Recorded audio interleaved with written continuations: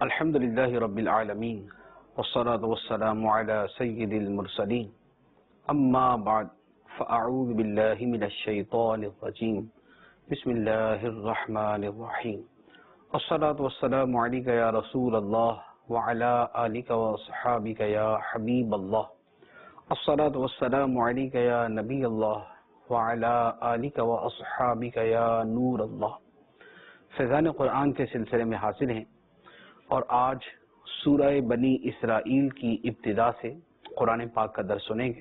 سورہ بنی اسرائیل کی پہلی آیت مبارکہ نبی کریم صلی اللہ علیہ وآلہ وسلم کے مشہور معجزہ مبارکہ معراج شریف کے بارے میں ہے۔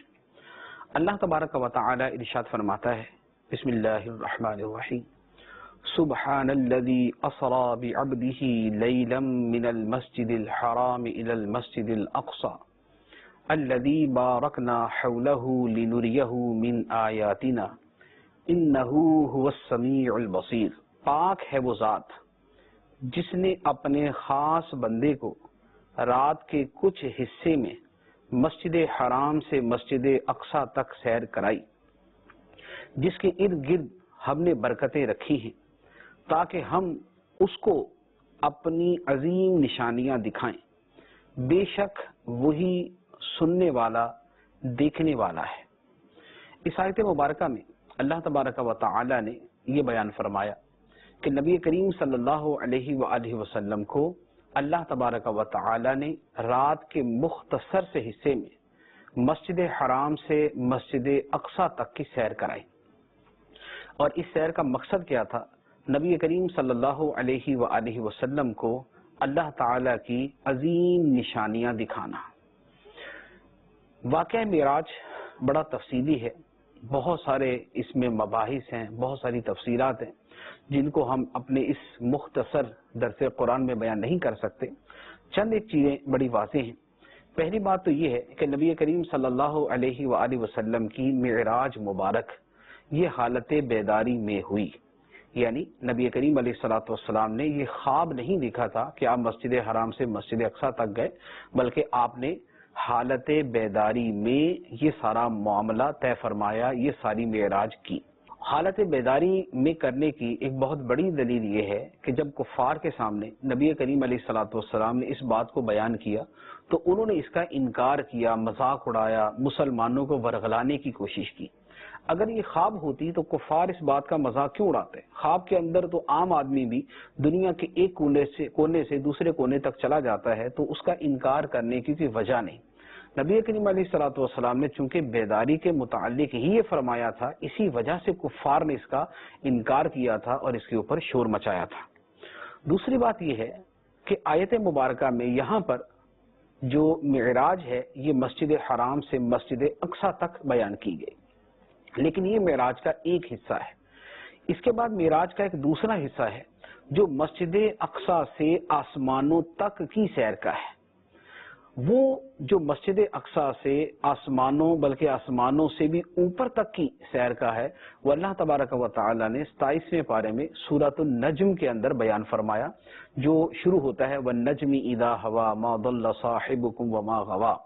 یہ جو آیات مبارکہ تسلسل کے ساتھ یہاں پر بیان ہوتی ہیں، ان کے اندر اللہ تعالیٰ نے اس آسمانی معراج کا بھی بیان فرمایا، اور پھر اس آسمانی معراج کے اندر نبی کریم صلی اللہ علیہ وآلہ وسلم عرش تک گئے، بلکہ آپ نے جنت کی سیر فرمائی، جہنم کا مشاہدہ کیا، اور آپ عرش سے بھی اوپر تشریف لے گئے، اور پھر اللہ تبارک و تعالی کا نبی کریم صلی اللہ علیہ وآلہ وسلم نے دیدار بھی کیا، جیسے اللہ تعالی کی شان کے لائق تھا۔ یہ ساری کی ساری جو مزید تفصیلات ہیں، ان میں بہت ساری چیزیں سورۃ النجم کے اندر موجود ہیں، اور مزید کچھ احادیث مبارکہ کے اندر ہیں۔ یہ ساری تفصیلات بڑی جو ہے وہ مفصل انداز کے اندر کتابوں میں مل جاتی ہے۔ پھر اس کے بعد ایک اور اہم چیز کہ معراج کی رات ہی نبی کریم صلی اللہ علیہ وآلہ وسلم کو اللہ تبارک و تعالی نے 5 نمازیں عطا فرمائیں جو آپ کی امت پر فرض کی گئیں۔ پہلے 50 عطا کی گئی، پھر نبی کریم علیہ الصلوۃ والسلام کی بار بار عرض کے اوپر اللہ تبارک و تعالی نے ان نمازوں کو 5 کے اندر تبدیل فرما دیا، تو اب 5 نمازیں پڑھیں گے لیکن ثواب اللہ تبارک و تعالی 50 کا عطا فرمائے گا۔ تو معراج کی اور بھی تفسیرات ہیں، اس کے لیے جو سیرت کی کتابیں ہیں یا جو حدیث کی کتابیں ہیں ان کا مطالعہ کرنا چاہیے۔ اس کے بعد اللہ تعالیٰ نے حضرت موسیٰ اور حضرت نوح علی نبینا و علیہم الصلاۃ والسلام کا ذکر کیا۔ ارشاد فرمایا، اور ہم نے موسیٰ کو کتاب عطا فرمائی اور اسے بنی اسرائیل کے لیے ہدایت بنا دیا کہ میرے سوا کسی کو کارساز نہ بناؤ۔ اے ان لوگوں کی اولاد جنہیں ہم نے نوح کے ساتھ کشتی میں سوار کیا، وہ نوح یقیناً بہت شکر ادا کرنے والا بندہ تھا۔ 2 نبیوں کا ذکر ہے۔ پہلے فرمایا کہ ہم نے موسیٰ علیہ السلام کو کتاب عطا فرمائی، یعنی نبی کریم علیہ الصلوۃ والسلام کو جو قرآن عطا فرمایا، اس کی تصدیق اس بات سے بھی ہوتی ہے اور اس کی تائید اس بات سے بھی ہوتی ہے کہ یہ اللہ تبارک و تعالی کا طریقہ چلتا آ رہا تھا کہ اللہ تعالی اپنے رسولوں میں سے بعض کو کتاب عطا فرماتا ہے۔ چنانچہ موسیٰ علیہ الصلوۃ والسلام کو کتاب عطا فرمائے گی اور انہیں بنی اسرائیل کے لیے ہدایت بنایا گیا۔ تو نبی کریم علیہ الصلوۃ والسلام کو کتاب عطا فرمائی گئی اور آپ کو ساری کائنات کے لیے ہدایت بنایا گیا۔ پھر اس کے بعد حضرت نوح علیہ الصلوۃ والسلام کا ذکر کیا گیا کہ نوح علیہ السلام کی طرح اے لوگو تم بھی عبادت گزار اور شکر گزار بندے بن جاؤ، بے شک نوح اللہ تعالی کا بہت شکر ادا کرنے والا بندہ تھا۔ بہت زیادہ شکر ادا کرنے والا بندہ تھا، اس کا کیا مطلب ہے؟ مفسرین نے بیان فرمایا کہ حضرت نوح علیہ الصلوۃ والسلام کی عادت مبارکہ تھی کہ آپ کثرت کے ساتھ اللہ تعالیٰ کی نعمتوں کا شکر ادا کرتے تھے۔ کھانا کھایا تو اللہ کا شکر ادا کیا، پانی پیا تو اللہ تعالیٰ کا شکر ادا کیا، لباس پہنا تو اللہ تعالیٰ کا شکر ادا کیا۔ یعنی چھوٹی چھوٹی جو چیزیں جو زندگی کے معمولات کے اندر داخل ہیں، آپ وہ بھی سر انجام دیتے تو اللہ تعالیٰ کا شکر ادا کرتے۔ تو اس لیے اللہ تعالیٰ نے عبداً شکورا فرمایا، اور ہمارے پیارے آقا صلی اللہ علیہ وآلہ وسلم بھی اللہ تعالیٰ کے شکر گزار بندوں میں عظیم ترین انسان ہیں، اور آپ کی بھی سنت مبارکہ ہے کہ ہر نعمت کے اوپر اللہ تعالیٰ کا شکر ادا کیا جائے۔ اسی لیے کھانے کے بعد حمد ہے، پینے کے بعد حمد ہے، لباس پہننے کے بعد حمد ہے، واش روم سے باہر آنے کے بعد حمد ہے، سونے سے اٹھنے کے بعد حمد ہے۔ یہ ساری کی ساری چیزیں اللہ تعالیٰ کا کثرت سے شکر ادا کرنے کے لیے ہیں۔ اس کے بعد اللہ تعالیٰ نے بنی اسرائیل کی 2 مرتبہ بربادی اور 2 مرتبہ آبادی کا تذکرہ فرمایا، یعنی بنی اسرائیل جو ہیں، حضرت موسیٰ علیہ السلام کی جو قوم تھی، وہ 2 مرتبہ تباہ ہوئی اور 2 مرتبہ آباد ہوئی۔ وہ قصہ کیسے ہوا اللہ تعالیٰ نے اسے بیان فرمایا، اور ساتھ یہ فرمایا کہ یہ ہم نے بنی اسرائیل کی طرف جو وحی بھیجی تھی، یعنی ان کے نبی کے ذریعے، کتاب کے ذریعے، یہ ہم نے اس کے اندر بیان کر دیا تھا، اس میں ہم نے فیصلہ کر دیا تھا۔ چنانچہ ارشاد فرمایا، وَقَضَيْنَا إِلَى بَنِي إِسْرَائِيلَ فِي الْكِتَابِ لَتُفْسِدُنَّ فِي الْأَرْضِ مَرَّتَيْنِ وَلَا تَعْلُنَّ عُلُوًّا كَبِيرًا فَإِذَا جَاءَ وَعْدُ أُولَاهُمَا بَعَثْنَا عَلَيْكُمْ عِبَادًا لَّنَا أُولِي بَأْسٍ شَدِيدٍ فَجَاسُوا خِلَالَ الدِّيَارِ وَكَانَ وَعْدًا مَّفْعُولًا۔ اور ہم نے بنی اسرائیل کی طرف کتاب میں وحی بھیجی کہ ضرور تم زمین میں 2 مرتبہ فساد کرو گے اور تم ضرور بڑا تکبر کرو گے۔ پھر جب ان 2 مرتبہ میں سے پہلی بار کا وعدہ آیا تو ہم نے تم پر اپنے بندے بھیجے جو سخت لڑائی والے تھے، تو وہ شہروں کے اندر تمہاری تلاش کے لیے گھس گئے، اور یہ ایک وعدہ تھا جسے پورا ہونا تھا۔ اس کے بعد کیا ہوا؟ پھر فرمایا، پھر ہم نے غلبہ ان پر الٹ دیا، یعنی تمہیں ان پر غلبہ دے دیا، اور مالوں اور بیٹوں کے ساتھ تمہاری مدد کی، اور ہم نے تمہاری تعداد بھی زیادہ کر دی۔ یہ جو خلاصہ کلام ہے ان آیات مبارکہ کا، وہ یہ ہے، فرمایا کہ اللہ تعالیٰ نے بنی اسرائیل کو یہ فرمایا تھا کہ تم زمین میں 2 مرتبہ فساد کرو گے اور تکبر کرو گے۔ اور اب اس کے بعد جب پہلی مرتبہ بنی اسرائیل نے تکبر کیا، زمین میں سرکشی کی، نافرمانیاں کی، اللہ تعالیٰ کی تعلیمات کو چھوڑ دیا، اللہ کی کتاب کے احکام کو بھلا دیا، گناہوں میں پڑ گئے، سرکشیوں میں پڑ گئے، حتیٰ کہ اللہ کے نبیوں کو شہید کر دیا. جب انہوں نے یہ حرکت کی تو اللہ تعالیٰ نے پھر ان پر عذاب مسلط کیا، اور وہ عذاب تھا کہ اللہ تعالیٰ نے ان کے اوپر لشکر بھیجے، ایک بادشاہ اور اس کا لشکر بھیج دیا، اور وہ بادشاہ اپنے لشکر سمیت شہروں میں گھس گیا اور بنی اسرائیل کے لوگوں کو پکڑ پکڑ کر قتل کیا، ان کے لوگوں کو قید کیا، ان کا مال و اسباب لوٹ لیا، ان کے گھروں کو تباہ و برباد کر دیا. یہ پہلی مرتبہ ہو.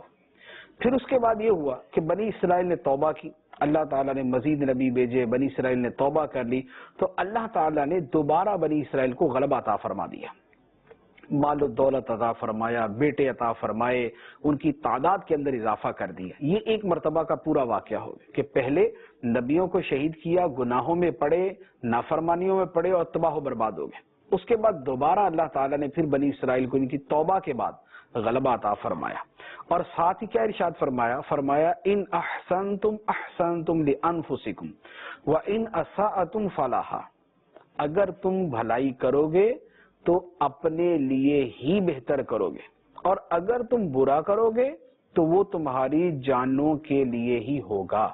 یعنی بنی اسرائیل کو فرما دیا اچھا کرو گے تو تمہارا بھلا، برا کرو گے تو نقصان بھی تمہارا. لیکن بنی اسرائیل نے پھر وہی کیا، دوبارہ گناہوں میں پڑ گئے، دوبارہ اللہ تعالیٰ کی کتاب کو بلا دیا، دوبارہ وہی عبادت کو چھوڑ دیا، نافرمانیوں میں، گناہوں میں، بدکاریوں میں، رنگ برنگے جو ہے نا وہ سود خوری، حرام خوری، جو یعنی ان کے اندر گناہ پائے جاتے تھے، پھر دوبارہ ان کے اندر پڑ گئے. دوسری مرتبہ کے اندر بھی انہوں نے نبیوں کو شہید کیا، یعنی حضرت یحییٰ علیہ الصلوۃ والسلام کو انہوں نے شہید کر دیا، اور ان کے ساتھ دیگر بھی بہت سارے نبیوں کو شہید کیا. تو اللہ تبارک و تعالیٰ فرماتا ہے پھر جب دوسری بار فساد کرنے کا وقت آیا، یعنی بنی اسرائیل نے دوسری مرتبہ فساد کیا، تو اب کیا ہوا؟ تو اللہ تعالیٰ فرماتا ہے کہ پھر ہم نے دوبارہ اپنے بندوں کو تم پر مسلط کر دیا تاکہ وہ تمہارے چہرے بگاڑ دیں، اور تاکہ وہ مسجد میں داخل ہو جائیں جیسے پہلی بار داخل ہوئے تھے، اور جس چیز پر غلبہ پائیں اسے تباہ و برباد کر دیں.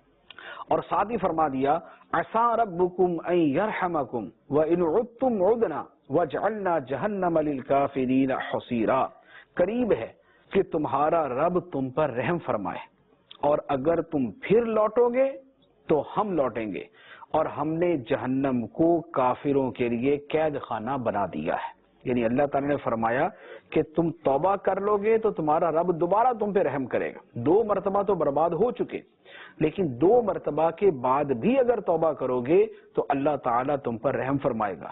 لیکن اگر تم فساد کی طرف لوٹو گے تو اللہ تعالیٰ بھی پھر جواب کی طرف لوٹے گا. یعنی تم فساد کرو گے تو اللہ تعالیٰ پھر تمہارے ساتھ وہی معاملہ فرمائے گا جو اس نے پہلے فرمایا تھا، اور بقیہ جو آخرت کا معاملہ ہے تو فرمایا کہ جہنم کو کافروں کے لیے قید خانہ بنا دیا.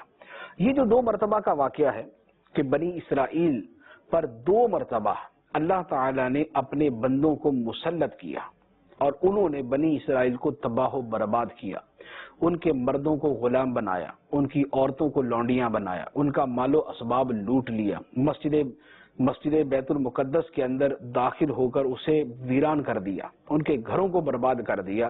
یہ جو 2 مرتبہ ہے یہ کب ہوا؟ 2 مرتبہ کا واقعہ کب ہوا؟ مفسرین نے اس کے بارے میں بڑی تفصیل لکھی ہے. یعنی مجموعی طور پر تو بنی اسرائیل جو ہیں وہ تقریباً 6 مرتبہ تباہ ہوئے ہیں، 6 مرتبہ. لیکن یہاں اللہ تعالیٰ نے 2 مرتبہ فرمایا. تو یہ جو 2 مرتبہ کی تباہی ہے، وہ 2 مرتبہ کی تباہی بطور خاص چونکہ بالکل ان کو بہت ہی زیادہ نقصان پہنچانے والی تھی اور ایک دوسرے سے سملر تھی، یعنی ایک دوسرے سے ملتی جلتی تھی، اس لیے اللہ تعالیٰ نے اسے بطور خاص بیان فرمایا. اب وہ 2 مرتبہ کیا ہے اس کے بارے میں متعدد اقوال ہیں. ایک قول یہ ہے کہ پہلی مرتبہ کی تباہی بنی اسرائیل کی تب ہوئی جب اللہ تعالیٰ نے ان پر بخت نصر کو جو ہے مسلط کیا. بخت نصر ایک کافر بادشاہ تھا، اللہ تعالیٰ نے اسے بنی اسرائیل پر مسلط کیا جس نے بنی اسرائیل کو تباہ و برباد کیا. پھر بنی اسرائیل نے توبہ کی، سیدھے راستے پہ آئے، لیکن وقت گزرنے کے ساتھ ساتھ دوبارہ اپنی حرکتوں پہ آ گئے۔ تو دوسری مرتبہ اللہ تعالیٰ نے ان کے اوپر ایک اور بادشاہ کو مسلط کیا جس نے ان کو تباہ و برباد کیا۔ وہ بادشاہ روم کے ساتھ تعلق رکھتا تھا۔ یہ ایک معروف قول یہ ہے، ورنہ اس کے علاوہ متعدد اقوال دوسرے بھی ہیں۔ اس کے بعد اللہ تعالیٰ نے قرآن پاک کی شان بیان فرمائی، ارشاد فرمایا ان ھذا القرآن یہدی للتی ہی اقوم وَيُبَشِّرُ الْمُؤْمِنِينَ الَّذِينَ يَعْمَلُونَ الصَّالِحَاتِ أَنَّ لَهُمْ أَجْرًا كَبِيرًا۔ بے شک یہ قرآن وہ راہ دکھاتا ہے جو سب سے سیدھی ہے، اور نیک اعمال کرنے والے مومنوں کو خوشخبری دیتا ہے کہ ان کے لیے بہت بڑا ثواب ہے۔ اور یہ قرآن خبر دیتا ہے کہ جو آخرت پر ایمان نہیں لاتے ہم نے ان کے لیے دردناک عذاب تیار کر رکھا ہے۔ یہ قرآن پاک کے بنیادی مقاصد میں سے کہ قرآن سیدھی راہ دکھاتا ہے، نیک اعمال کرنے والوں کو خوشخبری دیتا ہے بہت بڑے ثواب کی، اور آخرت پر ایمان نہ لانے والوں کو یہ خبر دیتا ہے کہ ان کے لیے اللہ نے دردناک عذاب تیار کر رکھا ہے۔ اس کے بعد اللہ تعالیٰ نے انسانی فطرت کے ایک پہلو کو بیان کیا جسے ہم اپنی روزمرہ زندگی کے اندر بھی دیکھتے ہیں۔ وہ کیا ہے؟ اللہ تعالیٰ فرماتا ہے وَيَدْعُ الْإِنسَانُ بِالشَّرِّ دُعَاءَهُ بِالْخَيْرِ وَكَانَ الْإِنسَانُ عَجُولًا، اور آدمی برائی کی دعا کرتا ہے جیسے وہ بھلائی کی دعا کرتا ہے، اور آدمی بڑا جلد باز ہے۔ آدمی برائی کی دعا ایسے ہی کرتا ہے جیسے وہ بھلائی کی دعا کرتا ہے۔ کیوں؟ اس لیے کہ آدمی بڑا جلد باز ہے۔ یہ کیسے؟ اس کی ایک عام سی مثال یہ ہے کہ جیسے بعض اوقات غصے کے اندر آ کے آدمی خود اپنے آپ کو بد دعائیں دینا شروع کر دیتا ہے، بعض اوقات اپنی اولاد کو، اپنے گھر والوں کو بد دعائیں دیتا ہے۔ جیسے عام طور پہ دیکھا ہے کہ عورتیں جو ہے وہ اپنے بچوں کو کوس رہی ہوتی ہیں کہ مر جا، اور اللہ تعالیٰ تجھے مارے، غارت کرے، اللہ تعالیٰ تجھے تباہ کرے، اللہ تعالیٰ کرے تو مر ہی جائے۔ اب یہ جو چیزیں ہی ہیں تو دعائیں ساری جو زبان سے الفاظ ادا کیے جا رہے ہیں وہ تو دعائیں۔ بعض اوقات آدمی اپنے ہی خلاف دعا کر رہا تھا، یا اللہ مجھے ہلاک کر دے، اے اللہ مجھے جان سے ہی مار دے۔ تو اللہ تعالیٰ فرماتا ہے کہ انسان اپنے اور اپنے گھر والوں کے لیے برائی کی دعا کرتا ہے جیسے وہ بھلائی کی دعا کرتا ہے۔ حالانکہ بھلائی کی دعا تو کرنی چاہیے، برائی کی دعا نہیں کرنی چاہیے۔ کیوں؟ اس لیے کہ بعض اوقات قبولیت کا وقت ہوتا ہے، وہ وقت ایسا ہوتا ہے کہ اس وقت میں جو دعا بندہ کرتا ہے قبول ہو جاتی ہے۔ جیسے ہمیں اس کا مشاہدہ ہے، بہت مرتبہ ایسا ہوتا ہے کہ ہماری زبان سے کوئی بات نکلتی ہے اور ویسے ہی ہو جاتا ہے۔ ہمارا دل کر رہا تھا یار فلاں ہم سے ملنے آ جائے، وہ واقعی آ جاتا ہے۔ ہم منہ سے بولتے ہیں کہ یار فلاں چیز کھانے کا دل کر رہا ہے، وہ واقعی وہ چیز ہمارے سامنے آ جاتی ہے۔ تو وہ کیا ہوتا ہے؟ وہ قبولیت کے اوقات ہوتے ہیں۔ تو اب جس وقت کوئی شخص یا کوئی عورت اپنی اولاد کے لیے بد دعا کر رہی ہے کہ یہ ہلاک ہو جائے، یہ تباہ ہو جائے، یہ گاڑی کے نیچے آ جائے، مر جائے، یہ تباہ ہو جائے، یہ اگر واقعی قبولیت کا وقت ہو، اگر واقعی قبولیت کا وقت ہو اور واقعی اولاد مر جائے، واقعی تباہ ہو جائے، تو بتائیے نقصان کس کو ہوگا، صدمہ کس کو ہوگا، دکھ کس کو ہوگا۔ اس لیے کبھی بھی اپنے خلاف یا اپنے اہل خانہ کے خلاف، بلکہ کسی بھی مسلمان کے خلاف بد دعا نہیں کرنی چاہیے۔ تو اللہ تعالیٰ فرماتا ہے کہ انسان بڑا جلد باز ہے، یہ اس کی جلد بازی ہے کہ صبر نہیں ہوتا اس سے، غصہ آیا اب جلد بازی کے اندر بد دعا کر دی۔ تو یہ جو جلد بازی کی بد دعا ہے بعض اوقات یہ نقصان دے سکتی ہے، تو اس سے اجتناب کرنا چاہیے۔ اس کے بعد اللہ تعالیٰ نے رات اور دن کو اپنی نشانیوں کے طور پہ بیان فرمایا۔ ارشاد فرمایا وَجَعَلْنَا اللَّيْلَ وَالنَّهَارَ آیَتَيْن، اور ہم نے رات اور دن کو دو نشانیاں بنایا۔ یہ دو نشانی، پھر ہم نے رات کی نشانی کو مٹا دیا اور دن کی نشانی کو دیکھنے والی بنایا، تاکہ تم اپنے رب کا فضل تلاش کرو اور تاکہ تم سالوں کی گنتی اور حساب جان لو، اور ہم نے ہر چیز کو خوب جدا جدا تفصیل سے بیان کر دیا۔ یعنی رات اور دن جو ہے یہ اللہ تعالیٰ کی دو نشانی ہے۔ رات کیا ہے؟ سب کچھ چھپ جاتا ہے، آدمی آرام کرتا ہے۔ دن کیا ہے؟ اللہ تعالیٰ کا رزق، اللہ تعالیٰ کا فضل تلاش کرنے کا وقت ہے۔ اور یہ رات اور دن کی جو تبدیلی ہے کہ رات آئی پھر دن آ گیا، پھر رات آ گئی پھر دن آ گیا، یہ جو تبدیلیاں ہیں یہ اس لیے ہیں تاکہ اس سے سالوں کی گنتی ہو جائے، اور انسانوں کی زندگی کی بہت ساری چیزوں کا مدار اسی حساب سے ہوتا ہے۔ کہ وقت گزرتا ہے، دن رات گزرتے ہیں، دن رات گزرنے سے ہفتے بنتے ہیں، ہفتے گزرنے سے مہینے بنتے ہیں، مہینے گزرنے سے سال بنتے ہیں.